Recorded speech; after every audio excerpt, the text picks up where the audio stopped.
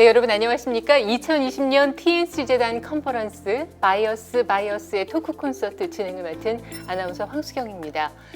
TNC 재단에서는 지난 10월 공감의 또 다른 얼굴 혐오라는 주제로 각 분야의 교수님들을 모시고 강연과 토론 세션을 진행했습니다.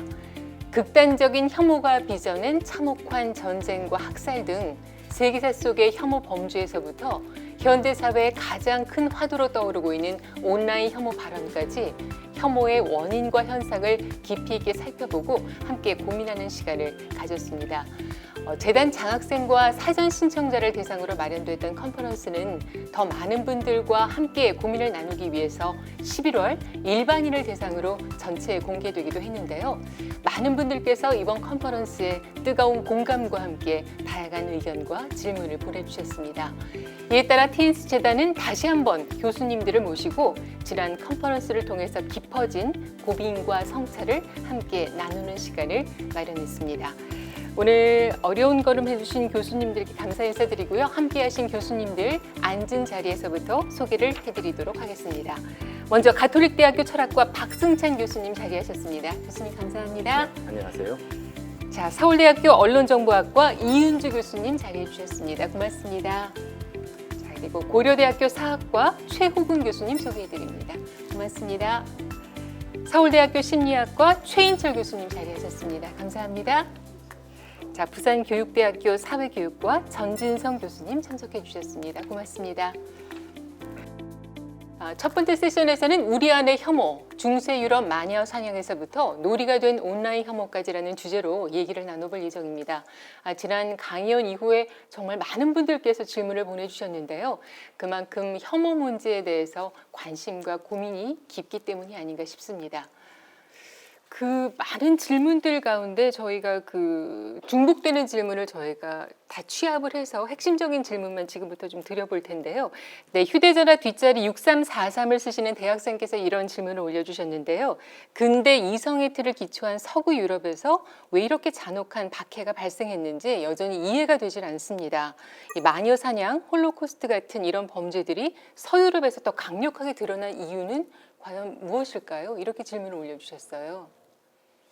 근데 이성 개념에서 얘기하는 것처럼 서구 문명 같은 경우 가장 두 가지 뿌리를 얘기할 수 있는데요. 그리스 로마 문화와 같이 특히 그리스 철학 같은 경우는 논리적으로 주체와 객체를 구별하고 아주 뚜렷하게 남들과 구별하는 부분들이 있었고, 또 다른 근원이 하나 있습니다. 그리스도교라는 것이 있어서 처음에 시작할 때 사랑과 자유와 평등과 같은 것을 가르쳤던 그리스도교와 같은 경우는 논리적으로 뚜렷한 구별을 좀 중화해 줄 수도 있었을 것 같은데, 사실은 그것이 그런 형태로 작용한 것이 아니라 콘스탄티누스 대제 이후에, 그리고 서서히 392년부터 그리스도교가 로마 제국의 국교가 되면서요. 네. 오히려 가장 중요한 중심으로 들어오게 됩니다. 그렇게 되면서부터 사실은 그리스도의 십자가와 부활이라든지 하는 여러 가지 요소들 중에서 특히 고난과 십자가가 강조가 되는 것이 아니라 부활 이후의 영광을 강조하는 쪽으로, 그래서 로마 제국과 서구 전체 사상을 이끄는 모습으로 성장한 부분이 있었습니다. 이 두 가지 전통적인 요소와 사상적인 요소가, 문화와 사상적인 요소가 합쳐지면서 오히려 상당한 서구 우월주의가 시작된 것 같고요. 이런 것들이 오히려 타 문화보다는 우리가 서구 문화가 우월하다는 생각에서 주체의식을 가지고 구별하면서부터 아마 혐오가 좀 더 강하게 나타난 것이 아닌가, 그런 우려와 생각을 하고 있습니다. 네, 이번에는 휴대전화 뒷자리 8526 쓰시는 대학생께서 올려주신 질문이에요. 유대인에 대한 차별과 학살에 반대하고 비판했던, 저항했던 사람들도 분명히 존재했다고 말씀을 해주셨는데 왜 그 목소리가 확산되지를 못했는지, 그리고 사회적인 연대로 이어지를 못했는지 궁금하다, 이렇게 글을 올리셨어요. 네, 영화 작전명 발키리 네. 이를 보신 분들이 있을지 모르겠는데 거기에 톰 크루즈가 주연했죠. 거기 주인공 애꾸는의 대령 톰 크루즈가 분한 분이 슈타우펜베르크 백작이에요. 이분과 후방군 사령부 몇몇 사람들이 함께 히틀러 도대체 안 되겠다 해서 1944년 7월 20일 날 암살 음모를 꾸미고 그 다음에 폭탄을 놓쳐 실패로 돌아갔고요. 수십 명이 그 다음 날 바로 교수형 당했는데 요 현장에 오늘날 베를린 국방부 청사 그 한쪽에 가면 그 일이 벌어졌던 그곳이 독일 저항 기념관으로 나뉘어 있어요. 만들어져 있죠.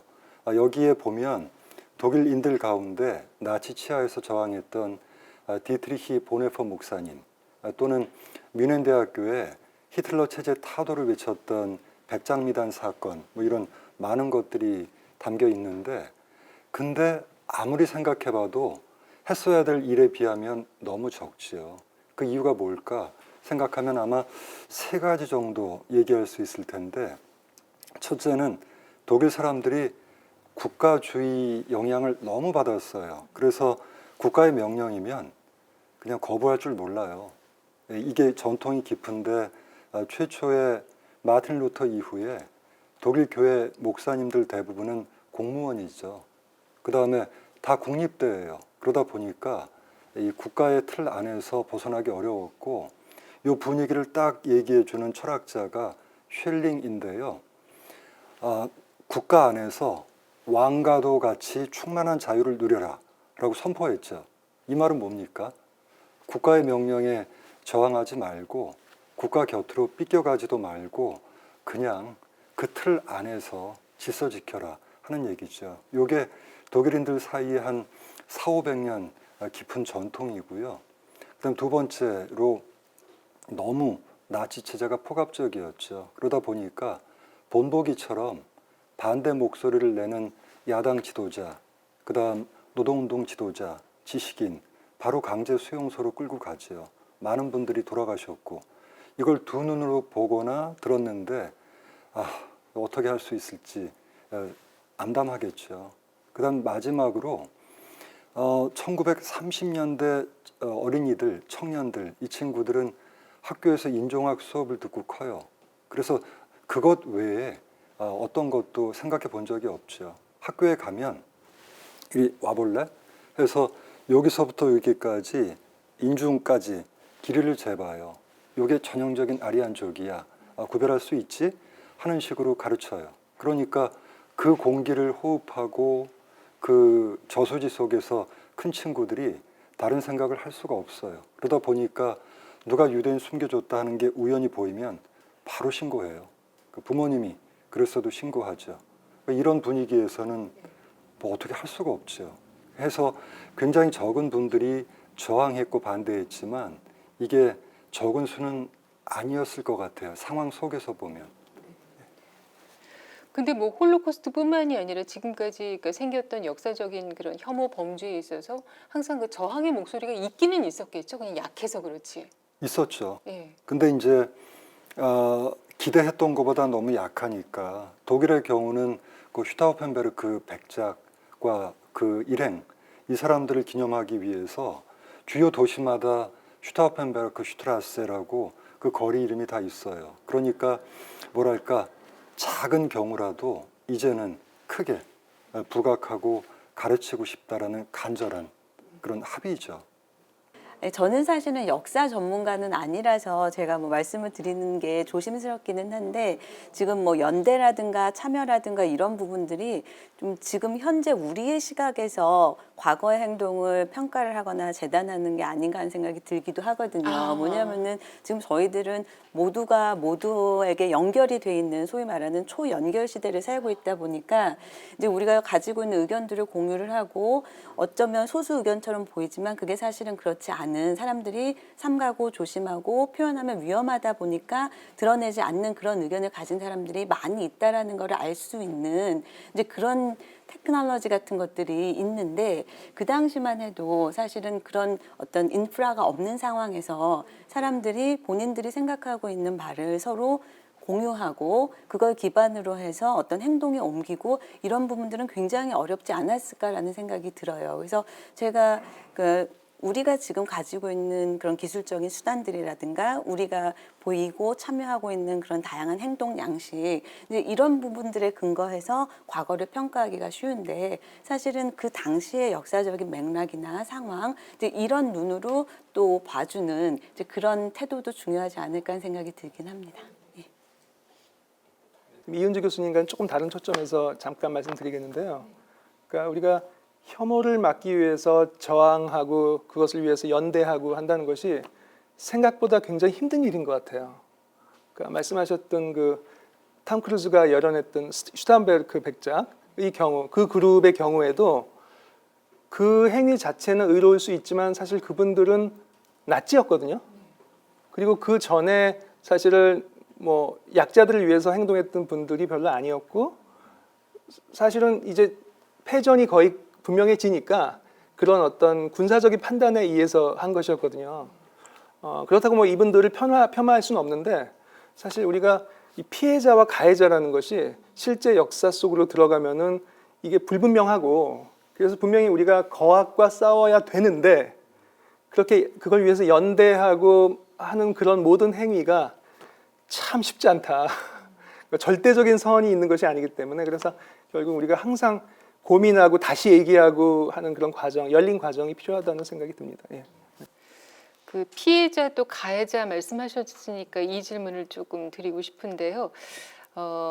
역사적 사건의 가해자는 물론이고 최근에 이제 뭐 그 혐오 관련한 표현 또 악성 댓글 이런 걸로 이제 피해자를 또 극단적인 상황에까지 놓이게 하는 가해자들의 경우는 참 죄의식이나 죄책감이 없는 것 같다. 이런 글을 올리셨어요. 네. 왜 이렇게 반성과 후회도 없고 어떤 죄책감 없이 이런 행동을 할까? 어떻게 생각하세요? 네, 사실은 사람들이 가지고 있는 그 기본적인 성향 중에 하나가 그 인지 부조화를 피하고 싶어하고 줄이고 싶어하는 것 중에 하나거든요. 그리고 또 사람들이 가지고 있는 기본 욕구 중에 하나가 자아에 대해서, 본인에 대해서 좀 긍정적인 이미지를 유지하고 싶어하는 이런 욕구도 있단 말이죠. 그러니까 본인이 어떤 잘못된 행동을 했을 때, 도덕적이고 윤리적인 기준에서 비난받아 마땅한 그런 행동을 했을 때, 예를 들어서 악성 댓글을 달아서 어떤 사람을 자살에 이르게 했다거나 이제 이런 경우에 그런 인지 부조화가 발생하는 거예요. 내가 왜 그런 나쁜 행동을 했을까? 근데 이미 일어난 행동은 되돌릴 수가 없기 때문에 할 수 있는 거는 내가 한 행동과 그 결과라고 얘기될 수 있는 그 어떤 극단적인 선택이라든가 불행한 결과, 이것 간의 연결을 사실은 희석시키거나 부정하는 것이 될 수밖에 없거든요. 아마 뭐 그 사람이 다른 이유가 있었을 거야 라거나 아니면 이 책임감을 여럿이 나눠 가지는 부분도 있을 수 있겠죠. 희석시키는 거예요, 잘못을. 그러니까 소위 말하는 diffusion of responsibility라고 그래가지고 여러 명이, 나만 댓글 단 것도 아닌데 수십만 명이 같이 한 건데 나는 그중에 정말 일부에 지나지 않는데 한강물에 물 한 바가지 덮어놓은 것밖에 안 될 것 같은데. 그리고 사실 우리가 어떤 사건의 인과관계를 얘기할 때는 원인하고 결과 사이에 그 즉각적인 대응, 그러니까 시간적이나 공간적으로 이제 밀접하게 발생하는 경우에는 그 인과관계를 부정하기가 어렵지만, 내가 댓글 단 건 이때고 그다음에 그 사람이 그 댓글을 봤다는 근거도 사실은 없는 것이고, 이런 식으로 얼마든지 본인이 행동이 가지고 온 부정적인 비난받아 마땅한 결과를 부인할 수 있는 여지들이 충분히 있는 거예요. 그리고 사실은 이것을 역사적인 그런 맥락에서 봤을 때 이제 군인들 같은 경우에 나는 그냥 명령에 따랐을 뿐이다. 내가 개인적으로 판단하고 내가 원해서 한 그런 행동이 아니라 군인으로서 상사의 명령에 복종했을 뿐이다. 같은 식으로 그 attribution이라고 하는데, 귀인을, 자기의 행동에 대한 원인을 외부의 이 요인으로 돌릴 때, 그때 사실은 상대적으로 그런 어떤 불편함, 내가 어떤 큰 잘못을 했구나 하는 데서 오는 그런 도덕적인 그 죄의식 같은 것에서 상대적으로 좀 자유로워질 수 있는 거거든요. 그러니까 그런 어떤 이 자아를 유지하고자 하는 전략적인 선택 같은 걸로 좀 해석을 할 수 있을 것 같아요. 근데 저는 교수님 궁금한 게, 그게 사실 대외적으로 이제 자기가 어떤 그 죄책감에서 벗어나기 위한 자기 합리화하고 변명 같은 거잖아요. 근데 그것이 외부로 어떤 표현이 되고 드러나는 그런 것뿐만이 아니라 내부적으로도 그런 갈등적인 요소가 있으면 굉장히 불편하거든요. 네, 그런 그렇죠. 심리적인 불편함을 해소하기 위해서 사실은 스스로한테도 그런 자기 최면. 그렇죠. 자기 최면처럼 그러니까 신념으로 가지게 될 수 있는 거예요. 그러니까 합리화를 하고 정당화라는 게 그게 겉으로 드러나는, 남한테만 보이기 위한, 다른 사람한테만 먹히는 그런 게 아니라, 그런 설명을 만들어내고 나면 본인도 거기에 이제 컨빈스드 되는 거죠. 이걸 믿게 되는 거예요. 그러니까 그런 면에서 그렇지 않으면 사실은 굉장히 불편하거든요. 그렇죠. 옳지 않다라는 것을 알고 있는 다음에는 그렇기 때문에 아까 말씀드린 것처럼 내 행동이 그런 결과를 가져온 건 아니야라는 그런 식으로 해석을 한다거나 아니면 다른 제3의 원인을 찾아낸다거나 적극적으로 이제 그런 게 가능할 것 같아요. 사실은 제가 말씀드리긴 했지만은 최인철 교수님께서 심리학 전문가신데 제가 네, 주제 저도 여쭙고 넘겠어요. 싶어요. 이렇게. 기본적으로는 동의하는데요. 그러니까 네. 그 자기가 한 안 좋은 일에 대해서 자기가 인식하게 되고 그다음에 그거를 정당화하기 위해서 계속해서 이제 같은 걸 반복하는 그런 면이 있는데 우리가 문제 삼고 있는 혐오는 사실은 그런 것조차 느끼지 못하면서 하는 경우인 것 같거든요. 그러니까 자기가 잘못했다라는 거를 느끼지 못하기 때문에 네. 그런 행동을 하는 경우이기 때문에 그 경우에는 저는 차라리 그렇게 사후에 그 자기를 정당화하기 위한 수단으로 이거를 지금 무마시키는 게 아니고 그 자기가 혐오하는 대상이 혐오받을 만한 마땅한 대상이라는 그러니까 자기와 같은 수준의 인간이 아니라는 그러니까 그 인간 이하의 존재 굳이 인간의 어떤 수준을 정하자면은 수준이 아주 낮은 존재 혹은 뭐 동물과 같은 존재라고 보기 때문에 네. 내가 지금 하고 있는 어떤 생각이나 발언이나 행동이 네. 결코 이걸 내가 정당할 필요가 없는 그 수준에까지 간 거를 지금 문제 삼고 있는 게 아닌가라는 생각이 들어요. 그러니까 정당화하려고도 안 한다. 그렇죠. 그러니까 네. 일반적으로 내가 타인에게 한 못된 행동에 대해서 인지 부조하는 거는 뭐 당연히 있는데 네. 지금 우리가 문제 삼고 있는 거 정말 어떻게 한 개인이 다른 개인에게 혹은 다른 집단에게 이렇게까지 할 수 있을까라고 문제 삼는 이 혐오의 경우에는 네. 이 집단은 우리와는 다른 집단이다. 아주 고등한 예를 들면은 인지 기능을 가지고 있지 못하거나 네. 우리와 같은 어떤 심리적인 정신 세계를 가지고 있지 못하기 때문에 이런 대접을 받는 게 마땅하고 네. 어쩌면 우리가 살고 있는 세상에서 사라져도 어쩌면 네. 그게 오히려 더 나을 수도 있다라는 생각을 하기 때문에 그런 행동을 하는 게 아닌가라는 생각까지도 하게 되는 것 같아요. 근데 어떻게 그런 생각을 하게 될까요? 그래서 교수님, 역사적으로 정교육- 한번 살펴보면 종종 그럴 때 단순하게 개인적인 것뿐만이 아니라 아까 나치 같은 경우도 굉장히 순수 아리안족의 혈통, 순수주의 같은 것이 나타나거든요. 가령 십자군 전쟁 같은 경우 보았더라도 그리스도교만이 진정한 종교라고 생각하는데 이 종교를 빼앗는 그러니까 진정한 종교, 진정한 문화라고 하는 이 순수주의적인 배경이 있기 때문에 이들은 오히려 자기와 다른 사람들을 판단하는 데 있어서 양심의 가책을 느낄 필요가 없고 더 무서운 것은 종교인들이라든지 정치가들이 이것을 정당화해 주는 그런 이야기들을 하게 된다면 이건 순수 혈통주의와 같은 그러한 사실은 틀린 사상이 아니라 좋은 내용에 대한 과도한 강조가 오히려 이 가해자들의 반성의식을 막을 수도 있다. 그런 느낌도 들게 됩니다. 그러니까 전체적인 측면과 개인적인 측면을 어우러서 생각한다면 도대체 이해하지 못할 이런 가해자들의 행위도 좀 더 잘 이해할 수 있을 것 같으네요. 네. 약간 선민의식 같은 건가요? 그러니까 나는 다르다. 네, 네. 다르다. 그러니까 순수 국가라든지 종교라든지 자기는 더 뛰어나고 아까 말씀하신 것처럼 저것은 나중에 보면 우리 혐오 언어의 강연에서도 나왔던 것처럼 거기서 딱지까지 붙이게 되면 어떤 용어까지 사용하게 되면 뭐 주로 벌레와 혐오 표현 같은 것들이 나타나게 되면 당연히 이것은 우리들이 해도 되는 행위 이런 것들로 강화될 수 있다고 생각합니다. 그런 것이 무섭기도 하고요. 네. 자, 그 3710 뒷자리 쓰시는 고등학생께서 이런 질문을 올려주셨는데요. 지난 역사를 살펴봐도 강력한 혐오에 비해서 혐오에 대한 저항과 연대는 상대적으로 참 그 힘이 미약해 보입니다. 지금 인터넷 공간에서 역시 강력한 혐오 표현에 비해서 저항 표현은 상대적으로 너무 약하다고 생각이 되는데요. 혐오 감정이라는 게 과연 사라질 수 있을까요? 이런 글을 올리셨어요. 네. 교수님. 사라졌으면 좋겠는데 당연히. 그리고 이 질문은 꼭 혐오에만 해당되는 것 같진 않아요. 인간이 가지고 있는 안 좋은 것들은 왜 사라지지 않고 이렇게 지속되고 있고 심지어 그걸 하는 사람들이 잘 되고 있을까라는 질문을 우리가 오랫동안 가져왔기 때문에 그러면 여러 가지 이유가 있을 수 있겠는데 하나는 그것 때문에 보는 이득이 있는 경우가 있는 것 같아요. 이득. 예, 그러니까 현실적으로 사실 혐오라는 거는 다른 집단에 대해서 가지고 있는 어떤 아주 강력한 미움의 감정인데 그거의 이면에는 자기 집단에 대한 강력한 어떤 집착 어떤 그런 연결 의식 이런 게 있거든요. 그러니까 내가 타 집단에 대해서 혐오하는 거는 결국은 뭐냐면 그걸 통해서 내가 속한 집단에게 어떤 충성을 다하고 그로부터 얻는 어떤 이득 같은 게 있을 수가 있고, 그다음에 우리 개인의 정체성이 자기가 속해 있는 집단 정체성하고 맞물려 있기 때문에 그게 자기를 어떻게 보면 확인시켜주는 그런 일이기 때문에 그런 이득도 일부 있다. 그다음에 또 하나의 이유는 이미 말씀드렸는데 그 상대 집단을 혐오하는 거가 아주 당연한, 그러니까 도덕적으로 정당화되는 일이라는 생각이 있기 때문에 이게 안 좋은 일이지만 마지못해 한다는 생각보다는 이거는 마땅히 해야 된다라는 어떤, 이런 표현이 그렇지만 약간 소명의식 같은 거를 느끼면서, 그러니까 그런 여러 가지 시스템들이 갖추어졌기 때문에 이런 게 좀 사라지지 않는 것 같다라는 생각도 하고요. 그다음에 마지막으로 사실 이제 심리학적으로 보게 되면은 이 혐오의 가장 근본적인 그 본질은 다른 사람을 자기와 비슷한 정신적인 존재로 보지 않는 거죠. 그러니까 나는 깊이 있는 사고를 하고 나는 내 안에 있는 여러 가지 복잡한 심리적인 욕구들을 가지고 있지만 저 사람은 그냥 동물처럼 그냥 그 먹는 것만 제대로 주면 이 정도로 보고 있기 때문에 혐오가 일어난다고 보거든요.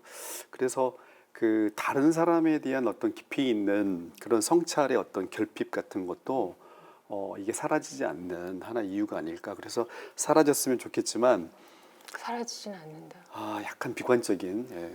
그런 생각이 아니 좀 근데 있습니다. 저는 궁금한 게 교수님 그거는 인간 본성의 문제인가요? 아니면 교육의 문제인가요? 왜 어떻게 다른 사람이 나하고 전혀 다른 네. 글쎄요. 최근에 진짜 우리가 세계 최고 대학이라고 하는 미국의 시카고 대학의 그 학생들끼리 비슷한 걸 한 거예요. 그래서 이제 시카고 대학 학생인데 또 다른 시카고 대학 학생은 어떤 것 같으냐, 어떤 욕구들을 가지고 있는 것 같으냐 그러면서 내면의 욕구도 주고 외적인 욕구도 주고 얼마나 이 욕구들이 평균적인 시카고 학생들에게 중요할 것 같으냐 이런 판단을 시키고 너한테는 어떠냐 이렇게 물어보면 심지어 그 친구들도 그러니까 똑같이 그 명문 대학에 다니고 있는 자기 동료에 대해서도 얘네들은 나보다는 조금 단순한 존재고 나는 좀 더 복잡하고 오묘한 존재라는 생각을 가지고 있는 것처럼 이렇게 나타나거든요. 그래서 본능이라고까지 말하는 거는 너무 슬픈 일이긴 하지만 그 정도로 우리에게 조금 깊게 자리 잡고 있는 게 아닌가, 그런 생각을 합니다. 최 교수님 의견에 조금 더 보완을 하자면, 그러니까 상대방을 너무 낮춰보는 것도 문제지만 사실 또 너무 쓸데없이 올려보는 것도 문제인 것 같아요. 그렇죠. 예를 들면 어떤 작가가 이런 얘기를 썼죠. 인도에 가면 거지도 성자다. 이렇게 했는데 정말 놀라운 얘기죠. 사실 인도는 지금 극단적인 그 힌두교 중심주의 국가거든요. 우리가 얼마 전에 그 국경선을 두고 중국과 이렇게 폭력 사태도 봤지만 그 사회 내부적으로도 종교적, 사회적 이유로 엄청나게 갈등을 겪고 있는 곳인데 그저 관광객의 시선으로 가서 자기 보고 싶은 것만 보는 거죠. 그러니까 저는 그 혐오의 원인 중에 하나가 타인을 똑바로 보지 않고 자기 마음대로 보는 것. 그러니까 너무 낮춰보는 것도 문제인 동시에 쓸데없이 이렇게 자기가 바라는 무엇인가를 투사해서 보는 것도 똑같이 문제가 아닐까 하는 생각을 해봅니다. 저는 최인철 교수님 말씀하신 부분 중에 이제 나하고 다른 사람들을 구분을 하고 그다음에 그 중에서도 나는 저들보다는 조금 나은 것, 이 부분 말씀하셨는데 사실 그 인류가 진화를 하면서 생존에 있어서 가장 핵심적이었던 그 판단이 바로 우리와 그들, 그러니까 us versus them, 이게 굉장히 중요했거든요. 그게 왜냐하면은 나랑 비슷한 존재들은 같이 있어도 괜찮고 접근해도 안전한 그런 대상이 되는 거고, 그런데 나와 다른 사람들은, 나랑 다른 존재들은 사실은 어떻게 생각하는지 행동하는지 알기도 어려울 뿐만 아니라 이제 조심해야 되는 이제 그런 대상으로 분류를 해놓고, 그래서 우리끼리 있으면 안전하고 그들하고는 거리를 두거나 조심하는 게 좋고, 사실 이런 판단이 굉장히 생존하는데 필요했던 거거든요. 그래서 그 구분 자체는 저는 최 교수님도 말씀하신 것처럼 본능적으로 그동안 우리가 인류의 진화 과정에서 어느 정도는 이게 내재가 된 그런 속성이 아닌가라는 생각은 하는데, 근데 그 분류가 그 외 집단에 대한, 그러니까 그들에 대한 이제 차별이 되고 하는 그 정도는 환경의 그 변화하고도 좀 관계가 있는 것 같아요. 그러니까 저는 제가 속담에서 가장 공감하는 것 중에 하나가 곳간에서 인심난다라는 속담이거든요. 이거는 이제 동서고금을 막론하고 사실 우리들 행동을 설명하는데 잘 적용이 되는 얘기인 것 같아요. 본인 배가 불러야 주변을 돌아볼 수 있는 여유가 생기는 건데, 예를 들면 우리나라도 최근에 뭐 난민 문제 같은 것들 이렇게 일어났을 때 그 난민에 대한 증오 표현, 혐오 표현이 굉장히 온라인에서 많은 공감을 사실 받았거든요. 저는 그 근거에는 우리 삶이 굉장히 팍팍해지고 힘들어지고 그 경제적인 여건이 어려워지다 보니까 사실은 그런 다른 사람들을 포용하고 수용할 수 있는, 그들한테 우리가 가진 얼마를 내줄 수 있는 이런 여유가 없어졌기 때문에 그런 게 아닌가라는 생각이 들더라고요. 그러니까 그들하고 우리를 가르고, 그리고 그들보다는 우리한테 더 팔이 안으로 굽고 하는 것들은 어쩔 수 없는 본성이라고 하더라도 사실 그런 것들이 얼마나 강력한 부정적인 그 타인에 대한 배제와 차별과 혐오로 나타나는가는 이런 환경적인 요인하고 맞물려서 진행이 되는 것 같습니다. 네. 이제 어쩔 수 없는 면이 있다라는 말을 자칫 오해해서 그래서 정당화될 수 있다라고 오해할 수 있을 것 같아요. 그건 아니다. 네. 그러니까 이런 그 혐오의 감정이 일어날 만한 조건들이 우리 내부에 그리고 우리 외부에 충분히 있다라는 걸 의미하는 거지. 네. 그렇다고 그래서 이걸 우리가 어쩔 수 없다, 정당화할 수 있다, 그 얘기는 아니라는 점을 예. 한번 강조를 해야 될 것 같고요. 그다음에 이은주 교수님 말씀에 그 진짜 동의하고 싶은 게 뭐냐면은 미국에서도 보면 흑백 간의 갈등이 굉장히 심했고, 특히 미국 남부에서도 그 백인에 의한 흑인들에 대한 어떤 린치 같은 게 굉장히 많이 있었는데, 그 빈도를 보게 되면은 그 주된 산업이었던 그 목화 이런 게 이제 불황이어가지고 이 값이 떨어지게 되면은 흑인에 대한 린치 빈도가 굉장히 올라가요. 그러니까 이 집단과 집단의 갈등이라고 하는 거가 그냥 우리 안에 있는 본성의 자연스러운 반응이라기보다는 지금 이 교수님 말씀하신 것처럼 어떤 맥락적인 요인과 결합이 됐을 때 또 폭발적으로 나오는, 그러니까 그 점이 어떻게 보면은 가능성도 제시해 주는 거죠. 그러니까 우리 안에 본성 자체를 개선하는 것도 필요하지만 사실은 그런 우리 안에 있는 안 좋은 면을 더 악화시키는 그런 환경적인 요인들을 우리가 알아낼 수만 있다면, 그 점을 개선하거나 혹은 예방하게 되면 어쩌면 더 좋은 길이 열릴 수도 있다라는, 그래서 한편으로는 안 좋은 면이지만 그게 오히려 우리에게 조금 더 어떤 길을 제공해 주는 그런 인사이트도 주는 것 같습니다.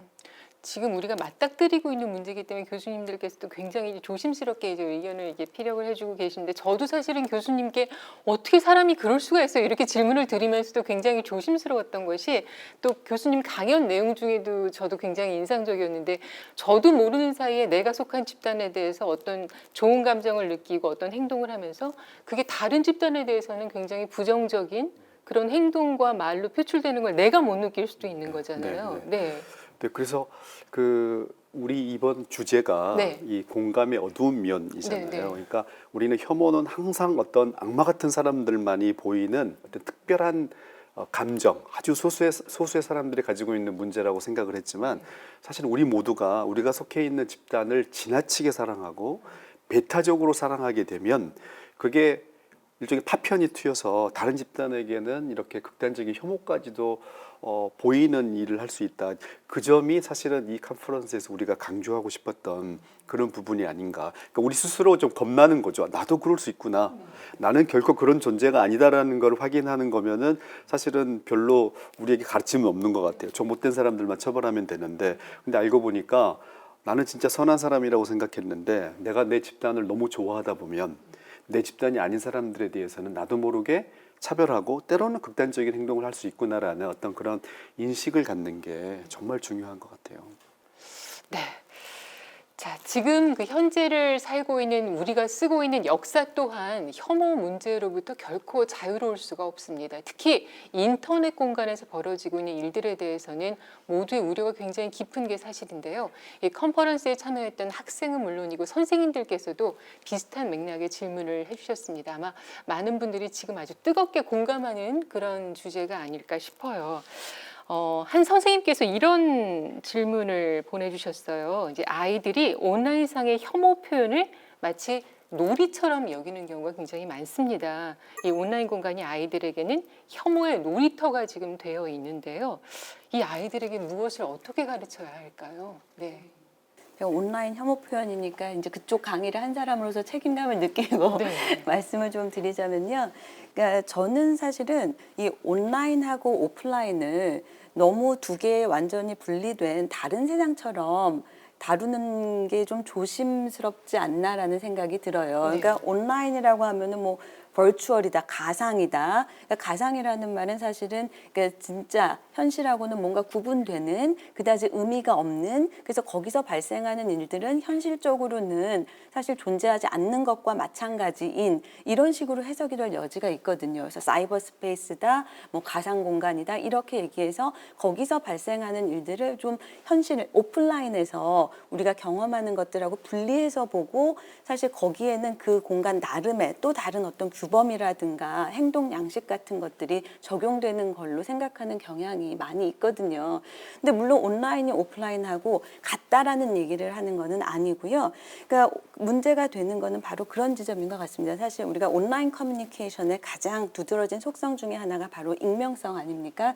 근데 그 익명성이 양쪽으로 갈 수 있는 거거든요. 예를 들면은 소수 의견을 가진 사람들이 다수의 핍박이라든가 아니면 다수의 어떤 부정적인 편견 같은 것을 염려하지 않고 목소리를 솔직하게 낼 수 있는 그런 보호장치로 기능할 수 있는 점도 분명히 있거든요. 그런데 그거보다는 사실은 사람들이 이 익명성의 보호 아래서 정말 얼굴 보고는 밖에서 자신이 누군지를 드러내고는 감히 할 수 없을 근데 그런 말들을 거리낌 없이 하게 되는 거고 그 안에서 마치 이 일반적인 세상의 규범하고는 구분이 되는 그 안에서 인그룹 그 안에서 활동하는 사람들의 집단 안에 자체적인 규범이 따로 정립이 되고 거기서는 그 규범에 아주 충실한 것, 그 가장 어떤 면에서는 부정적이고 가장 폭력적이고 가장 파괴적인 가장 혐오를 드러내는 그런 발언을 하는 것이 그 해당 집단의 규범에는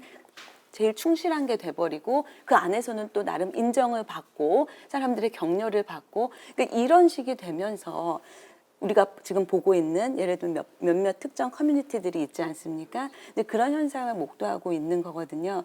그러니까 제가 봤을 때는 이게 학생들이 우선은 이거를 가상, 온라인에서는 다 그래라는 그런 잘못된 규범의 인식, 온라인에서도 그런 행동은 용납될 수 없다라는 것, 온라인 역시도 그 뒤에는 실체를 가지고 있는 이 오프라인의 이 다른 한 면 혹은 그 일부하고 정말 직결되어 있는 현실로 존재하는 사람들이 현실적인 결과를 가져오는 대화를 나누는 곳이고 메시지가 교환되는 곳이라는 그런 인식을 좀 가졌으면 좋겠어요. 그러니까 가상현실 사이버 스페이스는 우리 오프라인하고는 아주 별개로 존재하는 거고 거기서는 우리가 오프라인에서는 안 된다는 것도 해도 되고 허용이 되고 하는 식으로 이건 나눠서 보는 게 아니고 그렇기 때문에 저는 뭐 이런 얘기 나오면은 그럼 애들한테 디지털 리터러시를 가르쳐야 된다 이런 얘기들 많이 하거든요. 그러니까 마치 애들이 뭐 디지털 테크놀로지를 이용하는 어떤 에티켓 이런 부분들을 잘 몰라서 이런 행동을 한다라고 생각하는 경향이 있는데 그러니까 저는 그게 아니라 디지털 리터러시라고 했을 때 이제 좁게 말하면은 그거는 뭐 디지털 기기를 이용하고 거기서 스스로를 표현하는 그런 문해력 같은 것을 말하는 거지만 넓게 봤을 때는 그런 그 안에서 어떻게 행동하고 어떻게 사고하고 해야 되는가를 이제 통틀어서 말할 수 있는 부분일 텐데 이제 그런 부분들에 대한 것만 가르치는 것이 아니라 보다 근본적으로 시민교육이라든가 인성교육 그게 온라인이건 오프라인이건 상관없이 우리가 다른 사람을 대할 때는 어떻게 대해야 되고 어떤 표현들은 용납이 되는 거고 아닌 거고 같은 부분을 본질적으로 가르쳐야 우리가 온라인도 지금 기대하는 것과 같은 그런 좀 변화들이 발생할 수 있지 않나라는 생각이 들어요. 교수님 말씀하신 대로 사실 학교에서 온라인, 뭐 인터넷 그 정말 건강하게 사용하는 방법에 대한 교육은 이루어지고 있거든요. 근데 그거하고 전혀 다른 세상의 얘기 같아요. 그리고 아이들이 사실 이렇게 그 온라인에서 막 혐오 댓글을 달고 이런 거에 대한 뭐 죄책감이나 죄의식 같은 거 뭐 찾아보기 너무 힘들고 이거 재미인데 이렇게 표현들 어떻게 가르치냐고요, 그렇죠? 그러니까 이게 아까 말씀드린 것처럼 이제 온라인 상에서 통용되는 규범이 뭔가에 대한 인식 자체가 다른 거라는 거죠. 그러니까 사람들이 이 교육을 받고 성장하면서 이게 내가 하고는 싶지만 욕구는 있지만 그래도 이거를 참고 억제해야 된다라는 걸 학습을 하는 건데 네. 우리가 생각은 하지만 겉으로 드러내지 않는 그런 부분도 분명히 있거든요. 근데 그런 것들이 익명성 때문에 이 탈억제 현상으로 이어지는 거라고 보는 건데 그런데 일단 그런 것들이 결코 놀이나 장난으로 해석될 수 없다라는 것에 대한 인식을 분명하게 해줄 필요가 있는 거고요. 근데 이건 문제가 학생들뿐만이 아니라는데 심각성이 있는 것 같기는 해요. 뭐 일베 사이트라든가 아니면 다른 사이트들에서 사실은 이게 학생들, 어린이들 판단 능력이 떨어지는 이제 이런 사람들만 그런 행동을 보이는 게 아니기 때문에 그래서 말씀드린 그런 시민교육, 그런 기본적인 소양에 대한 교육 그런 부분이 굉장히 필요한 게 아닌가 하는 생각을 합니다. 예. 기성세대로서 할 게 참 많네요. 네. 근데 이제 다시 이제 과거 얘기로 좀 돌아가서 근데 사실 과거에 대한 반성이 있어야 오늘날 이제 발전이 있는 거니까. 근데 그 유럽의 그 몇몇 강대국들의 역사는 그야말로 이 혐오 범죄의 역사라고 해도 과언이 아닐 만큼 참 과오를 많이 저질렀는데 그러면 그 과거에 했던 그 가해 일에 대한 반성 같은 거, 성찰 같은 거는 제대로 이루어지고 있는 건가요? 제가 네네네, 얘기를 네. 하면 좋겠는데 그러니까 독일 하면 우리가 뭐 과거에 대해서 굉장히 성찰했다. 그 다음에 책임감 느낀다라고 얘기하잖아요. 근데 중간중간 과정을 보면 그렇게 간단치가 않지요. 특히 1945년에 독일이 패했는데 85년에 딱 40년 후에 치열하게 논쟁이 벌어졌어요. 그중에 이제 독일 대표하는 그 보수 역사가 하나가 우리만 그랬냐. 캄보디아 봐라. 그 다음에 다른 그 어디도 그렇다. 그 다음에 우리는 앞에 소련 스탈린이 한 거, 그 다음에 스페인이 쿠바에서 한 거, 이거 보고 뭐 따라한 건데, 그 옛날을 보나 지금을 보나 우리만 한 거 아닌데라고 얘기하는데, 그 잘못 쓰였지만 그 속에 진실이 있어요. 영국의 경우 남아프리카 공화국에서 캠프 만들었죠. 그 다음에 독일, 나미비아, 그 다음에 벨기에는 부룬디하고 르완다. 뭐 이렇게 어느 나라고 빠질 것이 없는데 그 중에 최악이 사실 프랑스였죠. 프랑스가 알제리 지배하면서 봉기가 일어나니까 60년대 얘기예요. 옛날 얘기도 아니고. 알제리의 그 식민지 그 사람들 가운데 충성스러운 사람들한테 학살을 시켜요. 네. 그러니까 프랑스 군대가 직접 하지 않고. 그리고 약속을 하죠. 일 잘못되면 프랑스의 국적 주고 들어오게 해주겠다. 약속했는데 안 지켰어요. 그러다 보니까 가해자도 거기 있고 희생자 유가족도 거기 있고 하다 보니까 알제리가 감당할 수 없는 엄청난 비극을 거기다 심어놓은 거죠.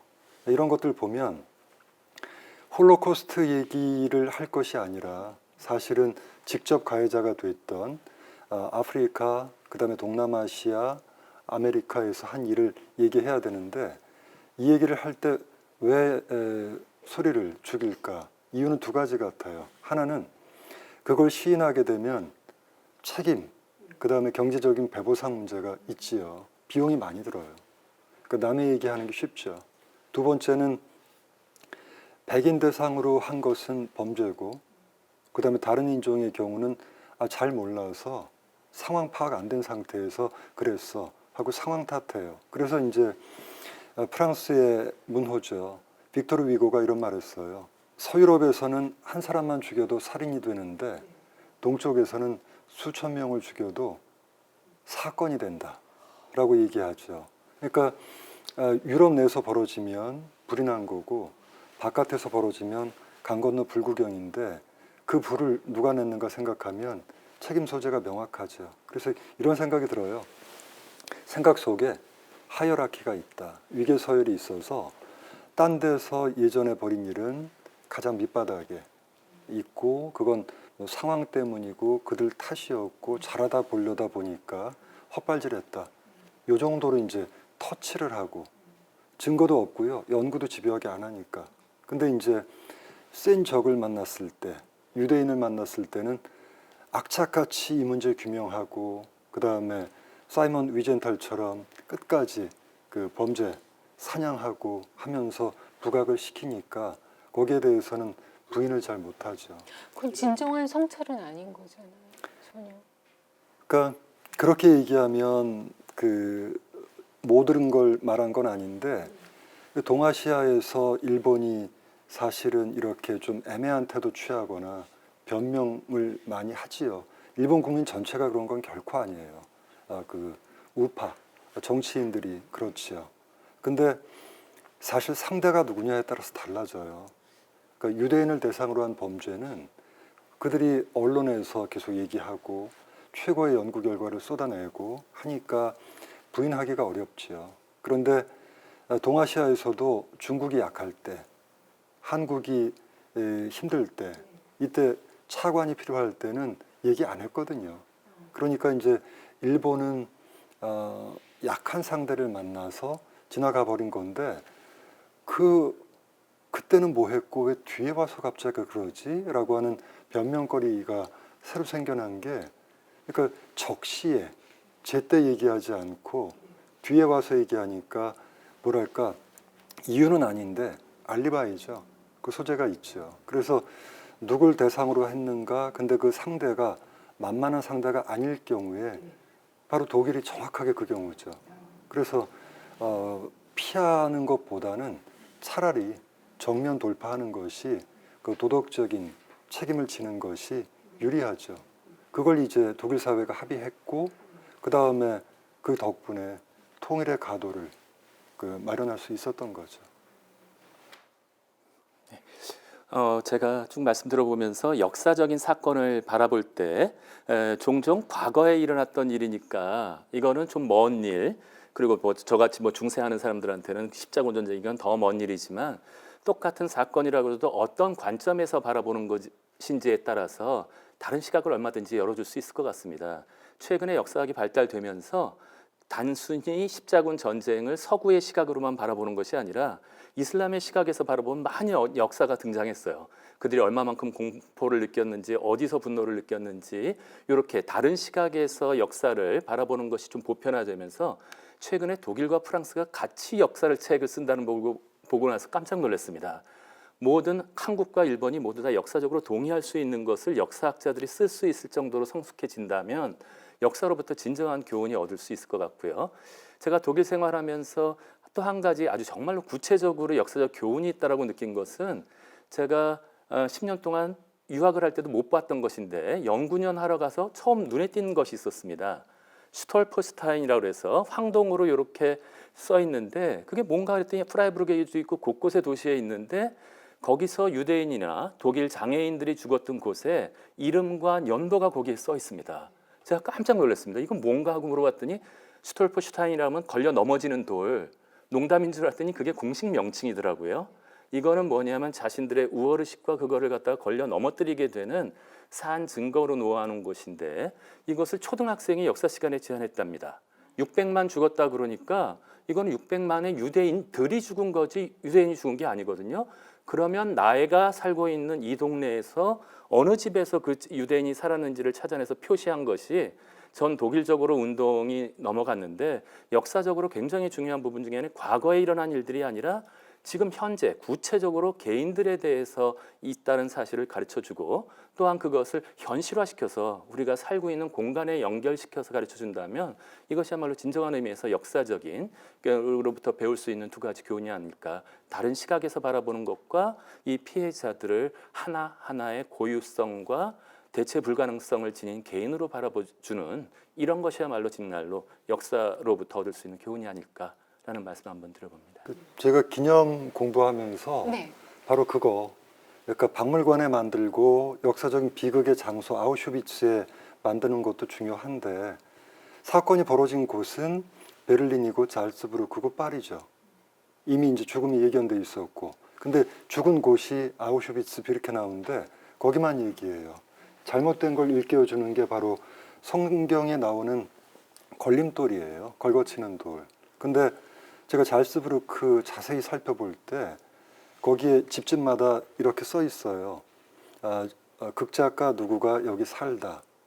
1942년까지.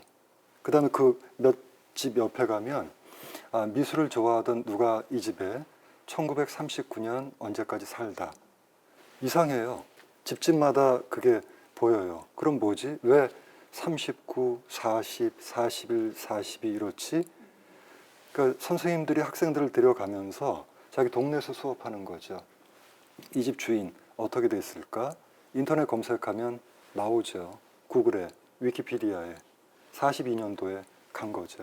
하니까 삶 속에서 벌어진 일을 삶 속에서 가르치게 하게 되면 우리 일이다. 우리 할아버지 때 일이다. 여기서 벌어진 일이다. 해서 과거 일이지만 지금 느낌처럼 그대로 가져올 수가 있을 것 같아요.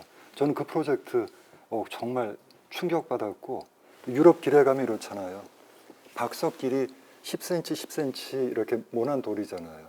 딱 그 사이즈로 박석 하나 들어갈 자리에 이렇게 있는데 어떤 데 가면 7개가 있어요. 그럼 그 집에 살고 있던 온 식구가 끌려간 거죠. 그러니까 600만이 아니라 하나하나 개인, 그 다음에 하나하나의 우주 이런 느낌이 그대로 오거든요. 참 좋더라고요. 그 독일이 홀로코스트를 대하는 그런 자세, 그리고 유대인과 화해하는 과정, 이건 정말 굉장히 아름다운 사례인 것 같아요. 사실 세계에 그만한 사례가 쉽지 않은데요. 근데 또 다른 측면으로 보면, 제가 이거 너무 삐딱하게 보는 건지 모르겠는데 분명히 정치적인 측면이 있거든요. 아까 최 교수님이 말씀하셨듯이, 그러니까 유대인이란 대상이 아니었으면 그렇게 하기 쉽지 않았을 것 같아요. 사실 냉전 시대에 들어서면서 서독과 이스라엘이 같이 서방 세계에 편입되면서 사실 설린 관계를 맺지 않을 수 없는 그런 상황이었죠. 그런데 제가 볼 때 그 나치의 유대인 학살이 나쁜 것은 유대인을 학살했기 때문에 나빴기보다는 사회적 약자를 괴롭혔기 때문에 나쁜 거 아닙니까? 그렇다면 지금 시점에서 독일인들이 제대로 반성한다는 것은 무조건 유대인 편을 드는 게 아니라 지금 누가 약자인지를 판단하는 것이죠. 그렇다면 저는 오히려 팔레스타인 쪽을 지지하는 것이 오히려 그 과거를 제대로 반성하는 그런 노선이 아닐까라는 생각이 들거든요. 무조건 유대인이기 때문에 편을 든다는 것은 무조건 유대인이기 때문에 학살돼야 된다는 그 논리와 굉장히 닮아 있죠. 물론 뒤집혀진 형태이지만. 그래서 물론 이렇게 독일의 과거 청산을 이렇게 폄하할 수는 없어요. 굉장히 배울 게 많고 한 명 한 명 진지하게 기억하겠다는 건 아주 중요한 건데 또 다른 측면도 있다는 것이죠. 그래서 우리가 어떤 나라를 꼭 모범 사례로 삼아서 똑같이 한다고 되는 문제는 아닌 것 같고 그분들의 문제의식을 우리가 이 땅에서 어떻게 받아들여서 적용할 것인가 이런 것들 고민이 필요할 것 같습니다. 네. 정 교수님 말씀 들으러 제가 이 자리에 왔나 생각될 정도로 오늘 저한테 인사이트를 주셨는데 그러니까 타깃이 옷을 바꿔 입는 것 같아요. 움직이는 것 같아. 그래서 그때 제일 약했던 독일 땅에서 한때 제일 약했던 것은 개신교도들이었잖아요. 그 다음에 시간이 흘러서 유대인이었죠. 지금은 거기서 가장 약한 사람들이 누굴까 하면 동남 유럽에서 온 그 이주 노동자들일 수 있고요. 또 이제 아시아에서 살기 위해서 간 사람들일 수 있고 해서 반유대주의를 척결한다고 문제가 끝날까? 유대인에 대한 태도를 죄책감 가운데 바꾸면 끝날까? 그게 아니라 교훈은 마이너리티, 그렇죠. 우리하고 다르고 그 다음에 자기네들이 불렀는데 이주노동자라 벌어먹으러 왔으니 하는 식의 그때 시대에 따라서 색깔을 달리해서 나타나고 옷을 바꿔 입고 나타나는 그런 그 대상을 똑같은 마음으로 똑같은 시각으로 바라본다면 유대인 겪은 문제 가지고 반성하면 공용 면역죄가 될 수도 있죠. 동등하게 바라볼 수 있는 그런 네. 시선, 시각이 네. 필요한데. 그러니까 교훈은 단순하죠. 네. 그런 면에서 이제 오리엔탈리즘도 이제 또 다른 그 혐오 표현이라고 볼 수가 있을까요? 오늘날에도 작동되고 있다고 보시는 거죠. 그 굉장히 다른 그 분야에서 이제 어떤 분이 C.S. 루이스라고 아마 나니아 연대기 작가이기도 하고 굉장한 기독교 신앙가이기도 한데요. 그분이 쓴 재미있는 책이 그 스크루테이프의 편지라는 아주 위트 있는 글을 모아놓은 게 있는데요. 이제 그거는 원래 그 목적은 어떻게 하면은 그 시대에 그 자기 나라 사람들을 소위 교회로 데려올 수 있을까, 뭐 이제 이런 내용으로 이제 글을 써달라는 부탁을 받은 거예요. 근데 이 C.S. 루이스가 생각하니까 사실 너무 지루하잖아요. 그 많이 들었던 얘기니까. 그래서 이제 이걸 뒤집어요. 그래서 어떻게 하면 사람들을 타락시킬 수 있을까? 그거는 이제 악마의 관점에서.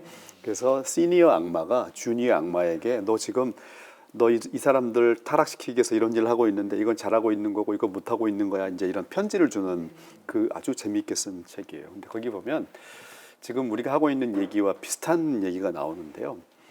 사람을 타락시키는 방법 중에 하나가 뭐냐면은 교회 다니는 사람들이 모여가지고 소위 그 이웃들을 위해서 기도하고 인류를 위해서 기도를 해요. 불쌍한 영혼들. 근데 교회 갔다 온 다음에는 자기 엄마한테 화내는 거죠. 그렇게 내버려 두면은 타락하게 돼 있다. 그러니까 무슨 얘기냐? 사람을 개념으로만 생각하도록만 놔두면 된다예요. 그러니까 이웃을 사랑해야 되고 인류를 사랑해야 되고 다른 민족도 똑같이 대접해야 되고 뭐 소수 집단을 사랑해야 되고. 근데 아까 우리 교수님들 말씀하신 것처럼 그게 아니라 그냥 그 개별적인 존재, 네. 나랑 같이 살고 있는 특정한 그 사람을 사랑하도록 가르쳐야 되는데 네. 우리는 우리 모두 평화를 사랑하고 이제 이런 그러니까 그렇죠. 우리가 개념의 수준, 관념의 수준에만 머물러 있으면 C.S. 루이스의 생각은 우리는 타락하게 돼 있다라고 그래요? 얘기를 하거든요. 그러니까 지금 우리가 다 얘기를 하고 있는데 이거의 해결책이 어떤 민족이나 어떤 집단에 대해서 우리가 했던 거를 반성하는 수준에서 끝나는 게 아니라 네. 아주 보편적 인간, 한 개인을 보편적 인간으로 볼 수 있도록 가르치면 그리고 그런 시스템을 만드는 게 조금 더 나은 해결책이 아닐까 그런 생각을 해봅니다. 사실은 우리가 어떤 사람을 볼 때 그 사람이 속해 있는 집단의 일원으로 보는 경우와 정말 세상에 대체 불가능한 굉장히 고유한 개인으로 보는 이제 두 가지 관점이 있을 수 있잖아요. 그랬을 때도 어떤 집단의 일원으로 보는가, 그리스도교인으로 보는가, 아니면 뭐 두산 베어스 팬으로 보는가, 아니면은 교수 중에 하나로 보는가, 굉장히 다양하게 있을 수 있잖아요. 그러니까 사람이 가지고 있는 정체성이라는 게 이렇게 다측면적이고 다차원적인데 지금 많은 경우에 이런 어떤 특정 집단이나 민족에 대한 그런 혐오나 차별 같은 것들은 그 사람들이 가지고 있는 그 고유한 개인성들을 다 무화해 버리고 그냥 원 오브 댐으로 보기 때문에 사실은 가능한 그런 현상이라고 이해가 되거든요. 근데 지금 최인철 교수님 말씀하신 내용에서 저는 그 사례가 생각이 났어요. 뭐냐면 최근에 이제 지금 미국이 그 코비드 19 굉장히 어려움을 겪고 있지 않습니까? 근데 한 번은 제가 기억하기로는 그 일면을 다 할애를 해가지고 그 사망자들 이름을 하나씩 다 적었어요. 그러니까 이게 우리가 뭐 사망자가 몇 명 나왔다 숫자로만 그냥 얘기를 할 때 하고 이 사람들, 그로 인해서 희생된 이 사람들을 한 명 한 명 한 명 그 이름을 적어주는 거하고는 실감하는 그 문제의 심각성이라든가 그 고통이라든가 아픔이라든가 비교할 수가 없거든요. 그런 점에서 지금 선생님들께서 공통적으로 말씀해 주시는 것들이 바로 그 한 사람 한 사람의 그 고유성, 아까 이제 보편적인 존재라는 말씀도 하셨는데 사실 그 부분을 보게 하자라는 게 어쩌면은 저희가 학생들한테 이제 가르쳐야 되는 교육 중에 큰 핵심이 아닐까라는 생각이 드네요. 그 집단하고 개인하고 사실 기억하는 거를 같이 가도 돼요. 예를 들면 용산 전쟁 기념관에 학생들하고 가요. 거기 보면 디귿자 모양의 그 회랑에 왼쪽은 유엔군하고 미군 사망자들 명단이 다 새겨 있고 오른쪽은 이제 국군하고 경찰인데 그 자리에 서서 그 한 명 한 명 손을 짚어가면 그날 교육이 안 끝나요. 그렇게 한 10분 정도 이렇게 미국에서 뉴저지 이쪽의 사람들 우리 하나씩 이름 나눠 기억하자라고 수업을 해보니까 학생들이 느낌이 다른가 봐요. 그리고 일주일 뒤까지 그 이름 기억하는지 메일 보내줄래? 이렇게 이제 부탁을 했고 제가 전쟁기념관 관장이면 그 앞에 이렇게 플랜카드 붙이고 싶어요. 이 희생자들, 한국전 희생자들의 이름을 다 부르기 위해서는 7일, 12시간, 14분, 43초가 걸립니다. 라는 문장 하나만 딱 집어넣으면 느낌 다르죠. 개인이 집단과 함께 동시에 보이게 되죠. 지금 이은주 교수님 얘기 들으니까 그렇게 해야 되겠다는 이제 확신까지 드네요. 지금 저희가 뭐 있었던 여러 이렇게 추모 행사 가운데서도 이게 희생자들의 이제 넋을 기릴 때 사실은 그냥 뭐 위로한다 뭐 이런 단순한 표현에 그치지 않고 그 희생하신 분들의 그 조남을 한 분 한 분 다 불렀을 때 그 우리가 느끼는 그 감동과 정말 아 이게 정말 제대로 누군가를 위로하는 거구나 이렇게 느꼈을 때 그 마음 같은 마음이 아닐까 싶어요. 자, 그 고등학생인데요. 이 뒷자리 3506을 쓰시는 학생이 올려주신 질문인데 저는 이 질문 보면서 굉장히 어떻게 이런 생각을 할 수 있을까 굉장히 놀랐어요. 유대인 학살과 차별 등은 남과 나를 나누고 다르게 생각하는 인식에서부터 시작됐다고 생각이 드는데요. 이 홀로코스트와는 다르게 누군가와 자신을 갈라서 생각하는 인식에서부터 나타나는 역사적 사건 중에 긍정적으로 바라볼 수 있는 사건이 있었나요? 하고 질문을 올렸습니다. 원래 역사가들이 사건 사고 그다음에 그 불난 거 기록하지요. 불 안 나고 잘 사는 거 절대 신문 기사도 안 되고 역사도 기록하지 않아서 종종 가끔 헷갈려요. 이 기록이 과거를 있는 그대로 보여주나 아니면 악마의 편집처럼 악마 같은 짓만 골라서 이런가. 그래서 그런가 아무리 상상해봐도 사건 가운데 다른 사람하고 가르고 집단 갈라서 우리는 이거 좋아 라고 했던 확신이 좋은 일을 일으킨 경우는 없을 것 같아요. 다만 우리가 일제강점기에 나라 다 뺏겼을 때 언어 뺏겼을 때 단재 신채호, 박은식, 그 다음 최남선, 얼, 혼, 정신, 문화 얘기했죠. 이게 우리로 하여금 해는 다시 뜬다. 그 빛은 이 땅의 빛이리라 라고 견디게 했거든요. 그래서 ethnic minority 그러니까 문화적으로 인종적으로 소수인 집단, 약자 집단 그 다음에 개신교도 한때 탄압받던 약자였거든요. 요 사람들한테 이렇게 참고 견딜 수 있는 뭐랄까 이유를 제공해 주죠. 거기까지가 아름다운 역할인 것 같고 근데 그 문제가 2차 대전 끝나고 제가 국가 간 비교 연구 해보니까 좀 웃겨요.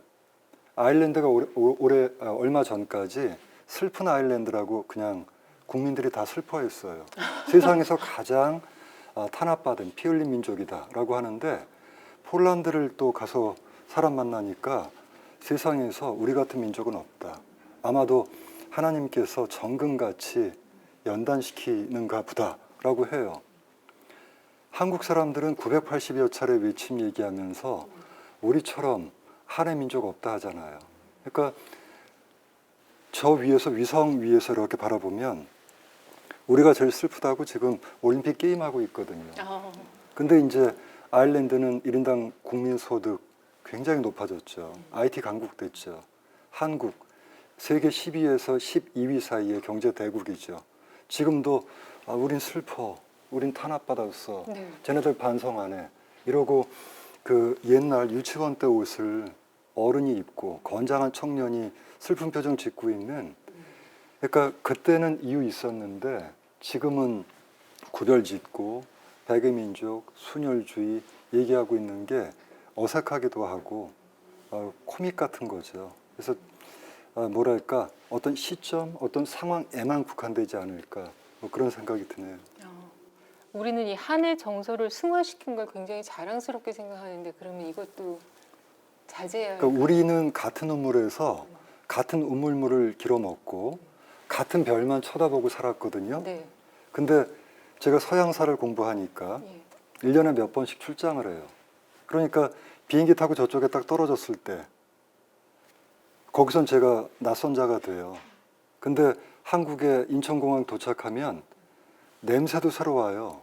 우리의 친숙한 냄새가. 그러니까 저는 이상하게 이 그 변경에 선 사람처럼 어디도 속하지 못하고 비교하면서 관찰하거든요. 그러니까 슬픔을 너무 과장하고 네.